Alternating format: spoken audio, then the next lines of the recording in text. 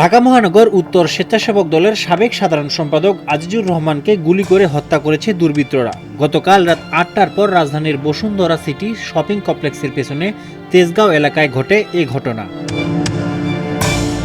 প্রত্যক্ষদর্শীদের ভাষ্য অনুযায়ী আজিজুর রহমানকে লক্ষ্য করে ৫ দফায় গুলি ছোড়ে দুর্বৃত্তরা। তার পেটে গুলি লাগলে গুরুতর আহত অবস্থায় তাকে উদ্ধার করে নিকটস্থ একটি বেসরকারি হাসপাতালে নেওয়া হলে চিকিৎসক তাকে মৃত ঘোষণা করেন। এ ঘটনায় স্থানীয় একটি ভবনের সিসিটিভি ফুটেজ সংগ্রহ করেছে আইনশৃঙ্খলা বাহিনী। ফুটেজ বিশ্লেষণের পর পুলিশের ধারণা স্টার কাবাবের পেছনের গলিতে বস্তা নিয়ে বসেছিলেন দুই দুর্বৃত্ত। স্বেচ্ছাসেবক দল নেতা মুসাব্বিরকে দেখা মাত্রই বস্তা থেকে পিস্তল বের করে পেছন থেকে গুলি করেন তারা। ফুটেজে দেখা যায় গুলির শব্দ হওয়ার পরপরই অন্ধকার গলি থেকে দুই যুবক স্টার কাবাব সংলগ্ন কারওয়ান বাজার এলাকায় প্রধান সড়ক হয়ে দৌড়ে পালিয়ে যায়। তাদের মধ্যে একজনের মুখমণ্ডল মাফলার দিয়ে ঢাকা ছিল। দুর্বৃত্তরা গুলি করার পর মুসাব্বির মাটিতে লুটিয়ে পড়েন। পরে আবার উঠে পালানোর চেষ্টা করেন তিনি। এ সময় মুসাব্বিরের হাতে ফ্ল্যাশ লাইট জ্বালানো মোবাইল ফোনটি হাত থেকে পড়ে যায়। পালিয়ে যাওয়ার সময় সেই ফোনটিও নিয়ে যায় একজন।